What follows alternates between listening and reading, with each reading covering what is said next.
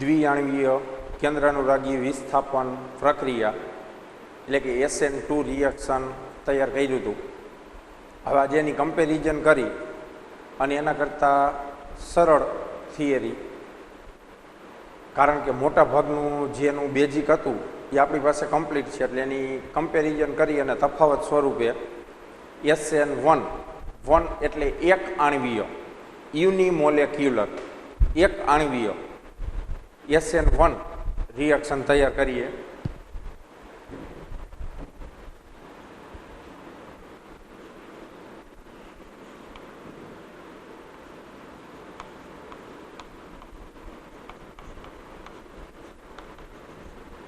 એક આણવીય કેન્દ્રાનુરાગી વિસ્થાપન પ્રક્રિયા. એક આણવીય SN1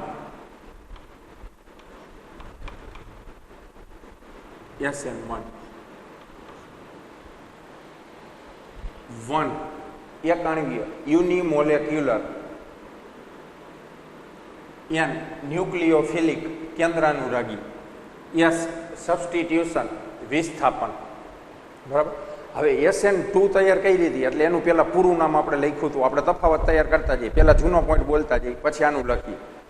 દ્વિઆણવીય કેન્દ્રાનુરાગી વિસ્થાપન પ્રક્રિયા.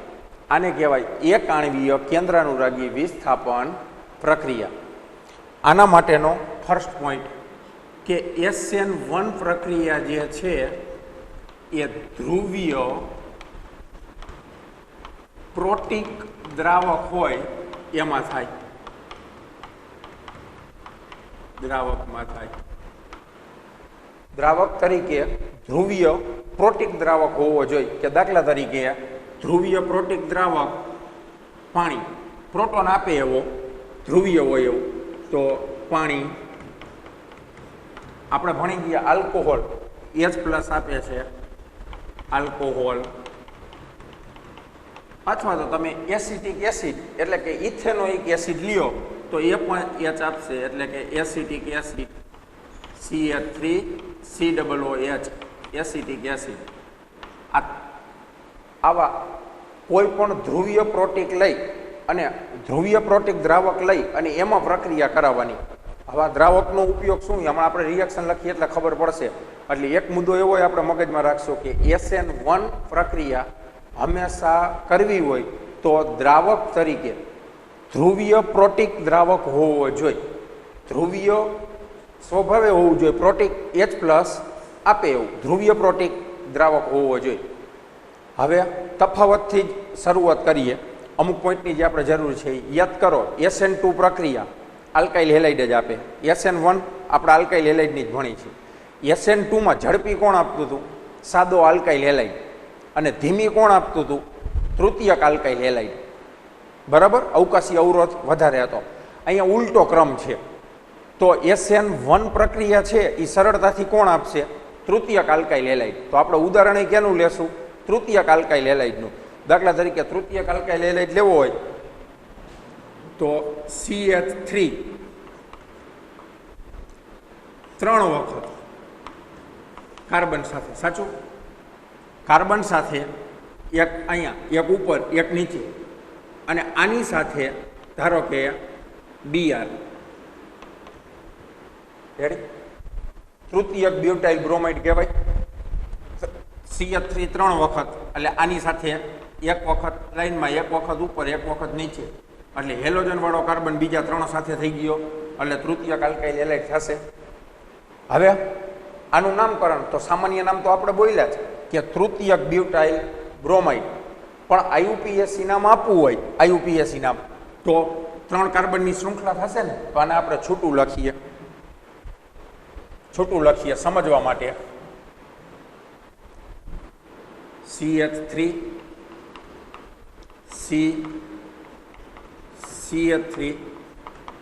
CH3 અને આ Br. તો હવે આપણને ખબર પડે 1 2 3 2 bromo 2 methyl propane 2 bromo 2 methyl propane જેને આપણે સામાન્ય નામ આપ્યું હતું તૃતીયક બ્યુટાઇલ, છે ને તૃતીયક બ્યુટાઇલ સમૂહ બ્રોમાઇડ, તૃતીયક લીધો. હવે આની ઉપર એટેક કરનાર કોણ હશે? કેન્દ્રાનુરાગી પ્રક્રિયક. આપણે SN2 માં કેને લીધો હતો? CH3Cl ઉપર એટેક કરાવવા માટે હાઇડ્રોક્સાઇડ આયન OH માઇનસ. સમજીએ કે આની ઉપર એટેક કરનાર OH માઇનસ કેન્દ્રાનુરાગી પ્રક્રિયા થશે. ડાયરેક્ટ નિપજ લખી તો આપણને ખબર છે કે પ્રક્રિયાર્થીમાં રહેલા કેન્દ્રાનુરાગી ભાગનું વિસ્થાપન કરશે, એટલે Br માઇનસનું વિસ્થાપન કરશે અને OH આવી જશે. એટલે તમને નિપજ CH3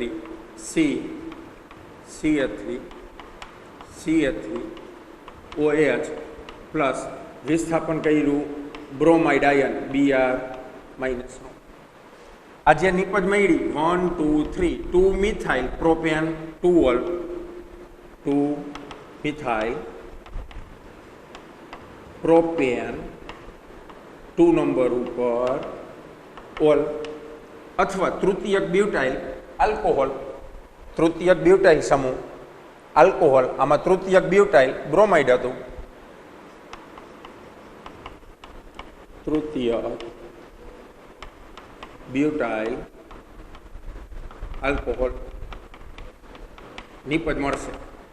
ઓકે, હવે આગળ જે ટોપિક યાદ કરીએ, SN2 પ્રક્રિયા ભણ્યા એ કેટલા તબક્કામાં પૂર્ણ થતી હતી? એક તબક્કામાં, કોઈ મધ્યવર્તી નિપજ મળતી નથી. અને મેં તમને એવું યાદ રાખ્યું હતું કે SN2 હોય ત્યારે તબક્કો 1 અને SN1 હોય ત્યારે તબક્કા 2. તો તમને જે આ પ્રક્રિયા દેખાય છે એ ખરેખર કેટલા તબક્કામાં પૂરી થતી હશે? 2 તબક્કામાં. તો આપણે એના માટે પહેલા 2 તબક્કા લખીએ કે આ પ્રક્રિયા પૂરી થાય. આપણે ડાયરેક્ટ કહી દીધું Br નીકળી જાય, એનું વિસ્થાપન થઈ જાય OH વડે, OH આવી જાય. પણ આ પ્રક્રિયા ખરેખર 2 તબક્કામાં થઈ છે. ક્રિયાવિધિ એની મિકેનિઝમ પ્રમાણે જોવા જાવ તો 2 સ્ટેપમાં પૂરી થાય છે. 2 તબક્કામાં પહેલું સ્ટેપ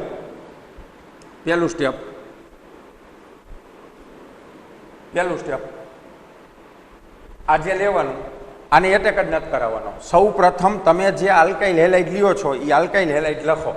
તમારે ભેગો લખવો હોય તો છૂટ અને છૂટું લખવું હોય તો છૂટ, જેવી રીતે લખવું એવી લખી શકાય. દાખલા તરીકે હવે ભેગું લખીએ CH3 થ્રાઇસ 3 વખત C સાથે અને આ Br સાથે. ઓકે, હવે તમને આ લખી દીધું હતું કે તમે આ 2 પ્રક્રિયકોને જે પ્રક્રિયા કરાવો ત્યારે તમારી પાસે જે માધ્યમ દ્રાવક છે એ દ્રાવક તમે પ્રોટીક લીધો હતો, પ્રોટોન આપે એવો. કારણ કે આમાં તમારે CBr બંધને તોડવાનો છે. હવે આપમેળે તો તૂટે નહીં. બંધ તોડવા માટે જે ઉર્જાની જરૂર પડે એ ઉર્જા કોણ આપશે? ધ્રુવીય પ્રોટીક દ્રાવકમાંથી મળે. ધ્રુવીય પ્રોટીક દ્રાવકમાંથી મળે એટલે CBr બંધ પહેલા સ્ટેપમાં તૂટે, તબક્કા 1માં તૂટશે. હવે આ તૂટે તો આપણને ખબર છે કે આ ઇલેક્ટ્રોન યુગ્મ છે એ તો આ બ્રોમિન લઈ જવાનો, એટલે Br માઇનસ બ્રોમાઇડ આયન છૂટો પડી ગયો. આ જે કાર્બન છે એની ઉપર કેવો વીજભાર આવશે? ધન વીજભાર. કાર્બન ઉપર ધન વીજભાર આવશે, કાર્બોકેટાયન કહેવાશે. તો આને આપણે લખીએ. હવે આ તબક્કો 1 પહેલું સ્ટેપ. આ તબક્કો ધીમો તબક્કો હોય. હવે આ બંધ તૂટી જશે એટલે આને આ કાર્બન સાથે 3 CH3 બતાવવાના છે અને ધન વીજભાર આવશે. આ કાર્બન 3 CH3 1 2 અને 3 આ ધન વીજભાર બરાબર. CH3 ભેગું હતું 3 વખત, એને આ રીતે લખ્યું સમતલીય ત્રિકોણ આકારમાં. Br માઇનસ ટૂંકમાં કઈ તો પહેલા તબક્કામાં કાર્બન અને હેલોજન CX બંધ તૂટે. આ બંધ તૂટવા માટે જરૂરી ઉર્જા ધ્રુવીય પ્રોટીક દ્રાવકમાંથી મળે. પ્રોટોન દ્વારા હેલાઇડનું દ્રાવક યોજન થાય એટલે આ બંધ તૂટશે. એટલે ધ્રુવીય પ્રોટીક દ્રાવકમાં શું કરવા SN1 પ્રક્રિયા થાય છે એ ખબર પડી ને. આપણે પહેલો પોઈન્ટ લખી નાખ્યો હતો, પણ પહેલો તબક્કો સ્ટાર્ટ કરવા માટે, આ બંધ તોડવા માટે આપમેળે નથી તૂટતો, તોડવા માટે ઉર્જાની જરૂર પડે, જે ધ્રુવીય પ્રોટીક દ્રાવક આપે. હવે આ જે બન્યો કાર્બોકેટાયન, આ કાર્બોકેટાયન બીજા સ્ટેપમાં લેવાનો, 2 તબક્કામાં પૂરી થાય. હવે આપણને ખબર પડે છે કે આમાંથી કાર્બોકેટાયન બન્યો અને બ્રોમાઇડ આયન, એ તો આપણે અહીંયા જોઈએ જ છે. હવે આને લેશું અને એની ઉપર હવે કોણ એટેક કરશે? કેન્દ્રાનુરાગી પ્રક્રિયક આર્યો ન્યુક્લિયોફાઇલ કેન્દ્રાનુરાગી પ્રક્રિયક. તો તબક્કો બીજો લખું, કાર્બન CH3 3 બંધ બનાવે, ધન વીજભાર પ્લસ. હવે આની ઉપર કોણ હુમલો કરશે? OH minus. આ તબક્કો બીજો, આ તબક્કો ઝડપી હોય, કારણ કે પ્લસ અને માઇનસ એકબીજા સાથે જોડાઈ જશે, એટલે કાર્બન સાથે કોણ બંધ બનાવશે? OH, COH. હવે વળી પાછું આનું પડીકું વાર દઉં, CH3 3 વખત C, આની સાથે OH. આ જોઈતી હતી, નિપજ મળી ગઈ. બ્રોમાઇડ આયન પહેલા સ્ટેપમાં પૂરો થયો હતો. ઓકે, તો હવે તફાવત પાછો ફરીથી યાદ કરી. કેટલા તબક્કામાં પૂરી થઈ પ્રક્રિયા? 2 તબક્કામાં. SN1 છે અને SN2 હતી, કેટલા તબક્કામાં પૂરી થતી હતી? 1 તબક્કામાં. SN2માં કોઈ મધ્યવર્તી નિપજ મળતી નહોતી. SN1માં મધ્યવર્તી નિપજ તરીકે શું મળ્યું કહેવાય? કાર્બોકેટાયન મધ્યવર્તી નિપજ તરીકે મળ્યો કહેવાય, જે આગળ પ્રક્રિયા કરે છે. તો વર્ણન લખવું હોય તેવું લખી શકાય. તબક્કા 1માં CBr બંધ તૂટી કાર્બોકેટાયન અને હેલાઇડ આયન બને છે. તબક્કા 2માં કાર્બોકેટાયન પર કેન્દ્રાનુરાગી પ્રક્રિયક ન્યુક્લિયોફાઇલ હુમલો કરી વિસ્થાપન પ્રક્રિયા પૂર્ણ કરે છે અને નિપજ આપે છે. મળી ગઈ જે નિપજ જોઈતી તે જ છે ને? બરાબર. ભેગું લખો તો, આ તો મેં IUPAC નામ માટે તમને છૂટું લખી દીધું, ભેગું લખો તો ભલે. 2 તબક્કા આ રીતે પૂર્ણ થયા. હવે યાદ કરો, તમને મેં એવું કીધું હતું કે કેમિકલ કાઇનેટિક, રાસાયણિક ગતિકીમાં પ્રક્રિયાનો વેગ નક્કી કરવાની વાત આવશે. તો અત્યારે એ ભાગ આપણે SN2માં લખ્યો હતો. SN2 એટલે દ્વિતીય ક્રમની પ્રક્રિયા હતી. આ SN1 તો કયા ક્રમની થશે? પ્રથમ ક્રમની. SN2માં યાદ કરો કે પ્રક્રિયાનો વેગ કેની સાંદ્રતા ઉપર આધાર રાખતો હતો? પ્રક્રિયાર્થી અને કેન્દ્રાનુરાગી પ્રક્રિયક, એમ બંનેની સાંદ્રતા ઉપર આધાર રાખતો હતો. હવે યાદ રાખજો, કેમિકલ કાઇનેટિક ભણશો ત્યારે તમારે આ પોઈન્ટ એ આવશે કે પ્રક્રિયા જુદા જુદા તબક્કામાં થતી હોય ત્યારે જે સૌથી ધીમો તબક્કો હોય, આ ધીમો તબક્કો વેગ નિર્ણાયક તબક્કો બને. વેગ એ નક્કી કરશે. તો આ ધીમો તબક્કો છે એટલે આ વેગ નિર્ણાયક તબક્કો હશે. તો હવે હું લખું કે રાસાયણિક પ્રક્રિયાનો વેગ એટલે કે પ્રક્રિયા વેગ ઇઝ ઇક્વલ ટુ વેગ અચળાંક કે. હવે કેની સાંદ્રતા લખવાની? તો આમાં નક્કી કરો. પહેલાં તો આ 2 માંથી કયો તબક્કો તમે સિલેક્ટ કરેલો છે? પહેલો તબક્કો, કારણ કે તબક્કો કેવો છે? ધીમો. ચાલો, આમાં પ્રક્રિયક કોણ છે? CH3 CBr એટલે કે તૃતીયક બ્યુટાઇલ બ્રોમાઇડ, એટલે કે પ્રક્રિયાર્થી. પ્રક્રિયાર્થી એક જ છે. તો એની સાંદ્રતા મોટો કૌંસ CH3 CBr. મેં તમને કીધું હતું હવે બીજો પ્રક્રિયક જ નથી આની બાજુમાં. પ્રક્રિયકોની સાંદ્રતાની યોગ્ય ઘાતનો ગુણાકાર લખવાનો હતો. તો પ્રક્રિયક જ એક છે. અને મેં કીધું હતું કે આની ઉપર જે ઘાત રહી એ પ્રાયોગિક આવે. અત્યારે અહીંયા 1 આવે છે. પ્રયોગ કર્યો વૈજ્ઞાનિકો એટલે 1 આવે છે. તો તમને આ જોઈને જ સીધી ખબર પડી ગઈ કે પ્રક્રિયાનો વેગ માત્ર કેની ઉપર આધાર રાખે છે? ઇઝ ઇક્વલ ટુ, આ તો વેગ અચળાંક છે, માત્ર પ્રક્રિયાર્થીની સાંદ્રતા પર, પ્રક્રિયાર્થીની સાંદ્રતા ઉપર. અને અહીંયા પ્રક્રિયા વેગાઓ લખ્યો એટલે તમે તરત અહીં લખી શકો ધેરફોર પ્રક્રિયા ક્રમ ઇઝ ઇક્વલ ટુ, ક્રમ જોતો હોય તો સાંદ્રતાની ઘાત એનો ક્રમ થઈ જાય, એનો સરવાળો, પણ અહીંયા એક જ છે, 1. પ્રક્રિયા ક્રમ 1 એટલે કયા ક્રમની પ્રક્રિયા થઈ? પ્રથમ ક્રમની ગતિકીને અનુસરે. ધેરફોર પ્રક્રિયા પ્રથમ ક્રમની ગતિકીને અનુસરે છે. આ એનો બીજો તફાવત થયો. હવે કમ્પેરિઝન કરો SN2 SN1. SN2 પ્રક્રિયા દ્વિતીય ક્રમની હતી. SN1 પ્રક્રિયા પ્રથમ ક્રમની છે. દ્વિતીય ક્રમની હોય તો બે પ્રક્રિયકોની સાંદ્રતા ઉપર આધાર રાખતી હતી. પ્રક્રિયાર્થી એટલે કે આલ્કાઇલ હેલાઇડ અને કેન્દ્રાનુરાગી પ્રક્રિયક ન્યુક્લિયોફાઇલ બંનેની સાંદ્રતા હતી. SN1 હશે તો માત્ર કેની ઉપર આધાર રાખશે? પ્રક્રિયકની એટલે કે પ્રક્રિયાર્થીની સાંદ્રતા ઉપર. રાસાયણિક પ્રક્રિયાનો વેગ કેન્દ્રાનુરાગી પ્રક્રિયકની સાંદ્રતા ઉપર આધાર રાખતો નથી. ઓકે, દ્વિતીય ક્રમની પ્રક્રિયા હતી, આ પ્રથમ ક્રમની પ્રક્રિયા છે. ઓકે, એટલે કે પ્રથમ ક્રમની ગતિકીને અનુસરે. પહેલી પ્રક્રિયા દ્વિતીય ક્રમની ગતિકીને અનુસરે. આવું લખી શકાય. આગળનો મુદ્દો તબક્કાનો પોઈન્ટ લખું તો SN1 પ્રક્રિયા કેટલા તબક્કામાં પૂરી થાય? 2 તબક્કામાં. 2 તબક્કામાં પૂર્ણ થશે. SN2 કેટલા તબક્કામાં પૂર્ણ થતી હતી? 1 તબક્કામાં. એમાં કોઈ મધ્યવર્તી નિપજ મળતી નહોતી. અહીંયા તમે કહી શકો કે 2 તબક્કામાં પૂર્ણ થાય તો મધ્યવર્તી સંયોજન તરીકે કાર્બોકેટાયન મળે. મધ્યવર્તી તરીકે કાર્બોકેટાયન મળે છે. ઓકે, ચાલો તો હવે જે પાછા તફાવત લીધા હતી ફરીથી એકવાર બોલી જઈ. SN2 SN1 દ્વિઆણવીય એક આણવીય.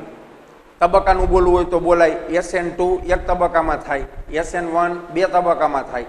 SN2માં કોઈ મધ્યવર્તી નિપજ નથી મળતી. મધ્યવર્તી સંયોજન કે નિપજ તરીકે કાર્બોકેટાયન મળે. હજી તમે ક્રમેય લખી શકો કે પ્રાથમિક દ્વિતીયક ને તૃતીયક આલ્કાઇલ હેલાઇડ હોય તો એમાંથી SN2 ઝડપથી કોણ આપતું હતું?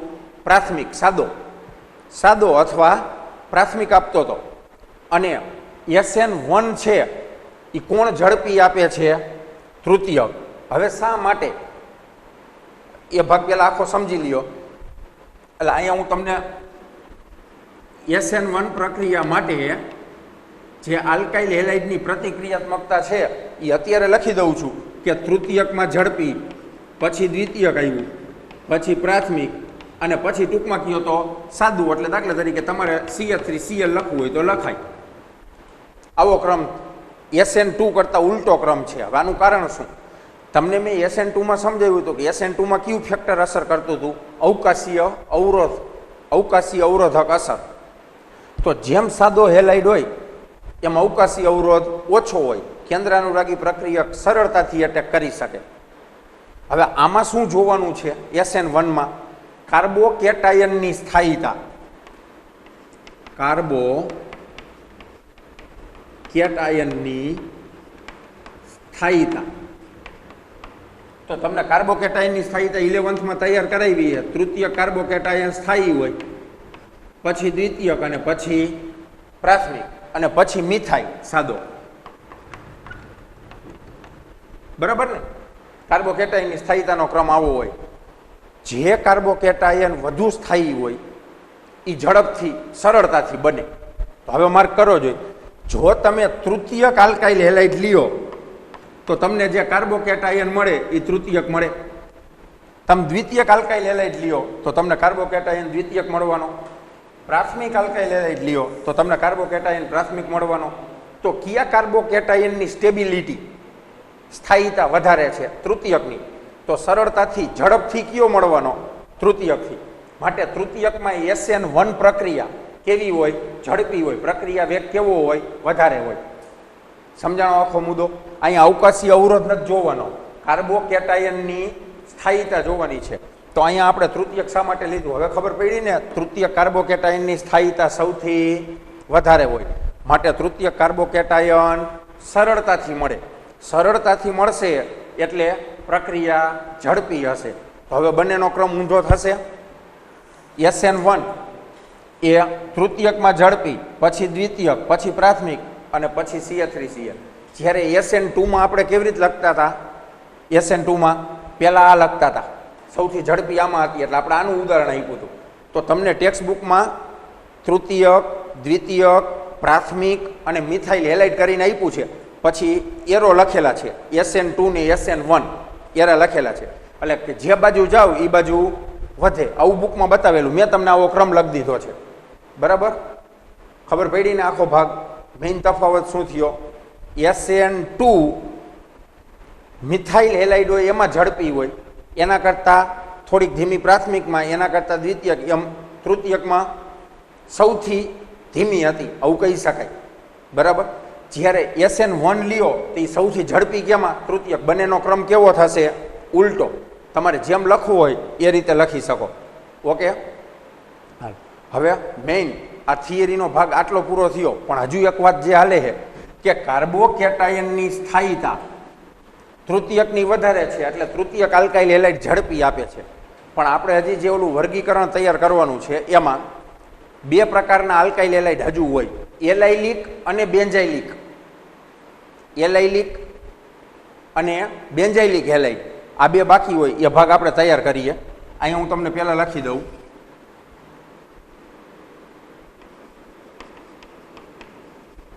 Allylic halide.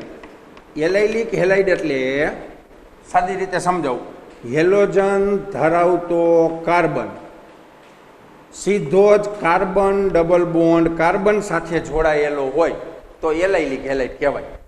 હવે આનું હું એચ આપી દઉં, 2 એક અને 2, આ એલાઇલિક હેલાઇડ થયો ઉદાહરણ. અહીંયા તમારે જે મૂકવું હોય એક્સ બરાબર, બરાબર.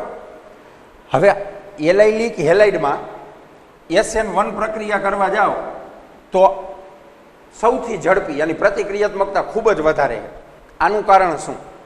તો આમાંથી કાર્બોકેટાયન બને એટલે અહીંથી X માઇનસ નીકળી જાય, પ્લસ વીજભાર કેની ઉપર આવે? CH2 ઉપર આવે.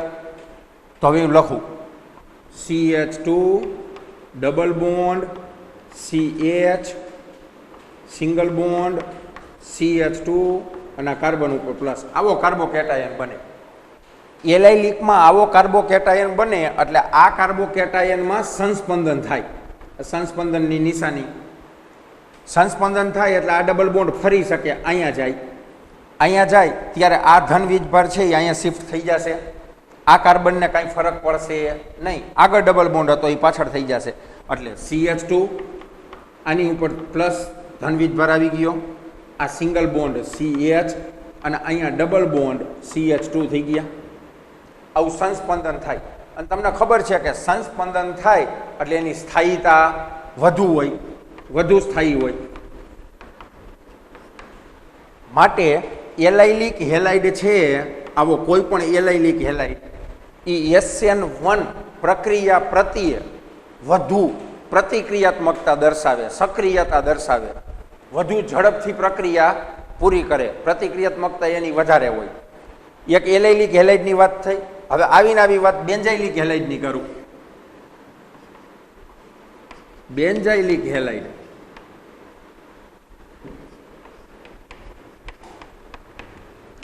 બેન્ઝાઇલિક હેલાઇડ એટલે બેન્ઝીનના ડબલા ઉપર કાર્બન એની સાથે હેલોજન પરમાણુ જોડાયેલો હોય. એટલે હું સાદો લખું પ્રાથમિક તો CH2X. હેલોજન ધરાવતો કાર્બન ડબલા સાથે હોય. આમાં એવું કીધું હતું હેલોજન ધરાવતો carbon, carbon double bond carbon સાથે હોય, બરાબર? ખબર પડી ને આખો ભાગ? એક એવું કહી શકાય કે હેલોજન ધરાવતો કાર્બન sp3 સંકરણ ધરાવતો હોવો જોઈએ. આપણે વર્ગીકરણની થિયરી લેશું, કમ્પ્લીટ કરશું. sp3 જ છે આર્યું, બંને બાજુ સિંગલ અને હાઇડ્રોજન સાથે સિંગલ. જોઈ લ્યો, હેલોજન ધરાવતો કાર્બન sp3 સંકરણ જ છે, બંને બાજુ સિંગલ ને. તો હેલોજન ધરાવતો કાર્બન sp3 સંકરણ વાળો હોય અને આ કાર્બન જો આગળ કાર્બન ડબલ બોન્ડ કાર્બન સાથે હોય તો એને એલાઇલિક હેલાઇડ કહેવાય. અને જો બેન્ઝીનના ડબલા સાથે હોય તો બેન્ઝાઇલિક હેલાઇડ કહેવાય.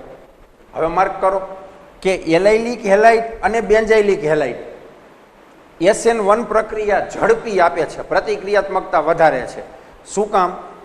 એલાઇલિક હેલાઇડ અને બેન્ઝાઇલિક હેલાઇડમાંથી બનતો કાર્બોકેટાયન, એટલે એલાઇલિક કાર્બોકેટાયન અને બેન્ઝાઇલિક કાર્બોકેટાયન સંસ્પંદનને કારણે વધુ સ્થાયી હોય છે.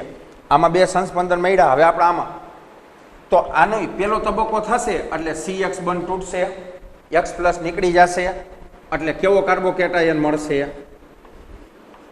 ડબલા ઉપર CH2+. હવે આમાં સંસ્પંદન થશે. આ બંધ છે એ સીધો અહીંયા લઈ લ્યો, ડબલ કરી નાખો, એટલે આ ડબલ, આ CH2 અહીંથી ધન વીજભાર નીકળી જશે, 4 બંધ બની ગયા. એ ધન ક્યાં આવી જશે? અહીંયા આવી જશે, આ ખૂણા ઉપર. કારણ કે આ ડબલ બોન્ડ આ કાર્બન પાસે હતો, ત્યાં તો છે જ જ્વારીઓ, એટલે આ કાર્બનને ડિફરન્સ નહીં પડે. અહીંયા કેવો વીજભાર આવશે? ધન. આ બે બંધ હતા, પાછું સંસ્પંદન થશે. આ બંધ છે. હવે આપણે આગળ સંસ્પંદન લીધા તેમાં શું હતું? આપણે ઇલેક્ટ્રોન યુગ્મને દિવાલમાં દાખલ કરતા હતા, દિવાલવાળા બંધને આગળના ખૂણા ઉપર. અહીંયા તો કંઈ નથી, બંધ જ શિફ્ટ કરવાનો છે. આ બંધ છે અને અહીંયા જવા દો આગળ, એટલે આ ધન વીજભાર નીકળી જશે, આવું મળશે.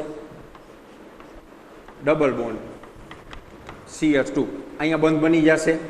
આ બંધ તૂટી ગયો, અહીંયા બંધ હતો તો અહીંયા નીચે પેરા સ્થાનમાં ધન વીજભાર આવશે.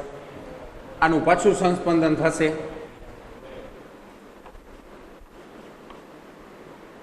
પાછું સંસ્પંદન થાય એટલે આ બંધ પાછું અહીંયા આગળ આવશે. આ ડબલ બોન્ડથી CH2 હતા, અહીંયા ડબલ બોન્ડ હતો.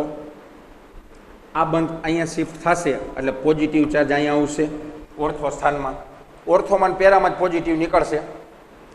આગળ સંસ્પંદન થશે. એટલે હવે પાછા બંધ બનાવવા હોય તો હવે બંધ તો આગળ શિફ્ટ થાય એમ નથી, પણ આ ઉપર આપ્યો તો એ બંધ પાછો અહીંયા આવી જશે, અહીંયા આવી જશે. એટલે 1 2 બંધ હતા, અહીંયા ત્રીજો બંધ છે, અહીંયા પાછો સિંગલ થઈ જશે. સિંગલ થઈ જાય એટલે આની ઉપર પાછો પ્લસ ચાર્જ આવી જશે. જોવા જોઈએ, રોટેશન થઈ ગયું. ટૂંકમાં કહેવાનો અર્થ શું હતો? આ છે બેન્ઝાઇલિક કાર્બોકેટાયન કહેવાય, આ એલાઇલિક કાર્બોકેટાયન કહેવાય.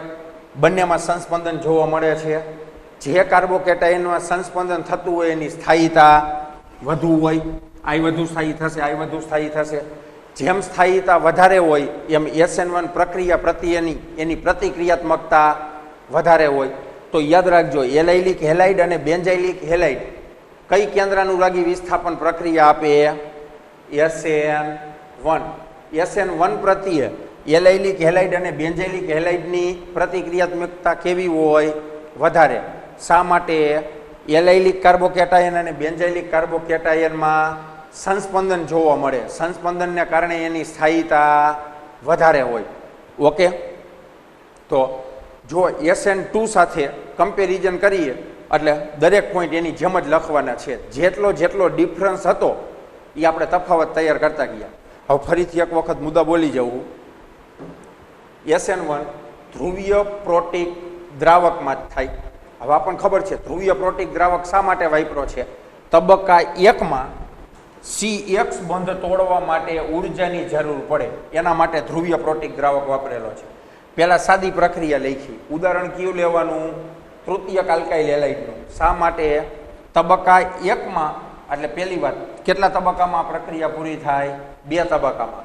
પહેલા તબક્કામાં કાર્બોકેટાયન બનાવવાનો, બીજા તબક્કામાં કાર્બોકેટાયન ઉપર કેન્દ્રાનુરાગી પ્રક્રિયક હુમલો કરે એટલે નિપજ. હવે પહેલા તબક્કામાં CX બંધ તોડવા માટેની ઉર્જા ધ્રુવીય પ્રોટીક દ્રાવકમાંથી મળે, કાર્બોકેટાયન પ્રોડ્યુસ થાય. જો કાર્બોકેટાયનની સ્થાયીતાનો ક્રમ આપણને ખબર છે, આપણે તૈયાર કરી ગયા છે. તૃતીય કાર્બોકેટાયન સૌથી વધારે સ્થાયી હોય, તો તૃતીય કાર્બોકેટાયન સરળતાથી બને એટલે એ ઝડપી હોય, તો એની પ્રતિક્રિયાત્મકતા વધારે થશે. એટલે આપણે કેવો આલ્કાઇલ હેલાઇડ સિલેક્ટ કરેલો છે? તૃતીય. SN2માં આપણે કેવો આલ્કાઇલ હેલાઇડ સિલેક્ટ કર્યો તો? સાદો, CH3Cl. ઓકે, અથવા CH3Br. તબક્કો 1 ધીમો હોય એ વેગ નિર્ણાયક હોય. આ જોઈને જ ખબર પડી ગઈ કે પ્રક્રિયાનો વેગ કેની ઉપર આધાર રાખે? માત્ર આલ્કાઇલ હેલાઇડ, તૃતીયક આલ્કાઇલ હેલાઇડની સાંદ્રતા ઉપર. માટે પ્રક્રિયાક્રમ કયો થશે?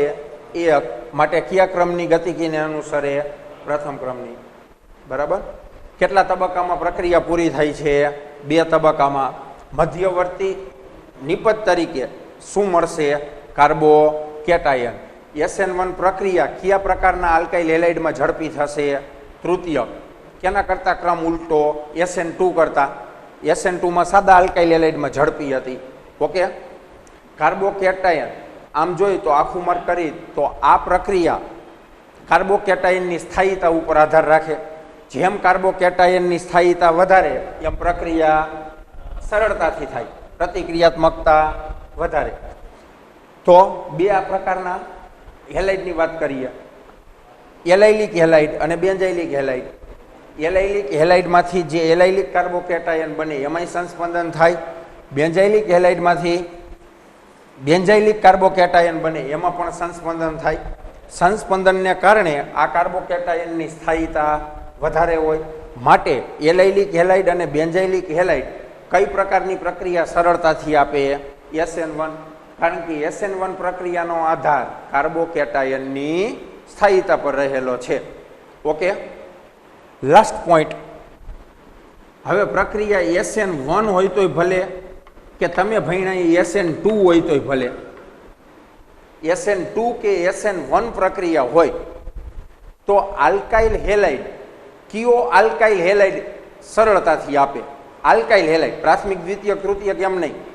તો ટૂંકમાં કેવું હોય તો RI આલ્કાઇલ આયોડાઇડ, પછી આલ્કાઇલ બ્રોમાઇડ, પછી આલ્કાઇલ ક્લોરાઇડ અને પછી આલ્કાઇલ ફ્લોરાઇડ. ટૂંકમાં કેવું હોય એવું કહેવાય કે આલ્કાઇલ ફ્લોરાઇડ કરતાં આલ્કાઇલ આયોડાઇડ ઝડપી આપે. શા માટે? તમે SN1 ભણો કે SN2 ભણો, તમારે આ બંધ તો તોડવો જ પડે. હેલાઇડનું વિસ્થાપન જ કરવું છે તો આ 4માં સરળતાથી આ બંધ તૂટી જાય.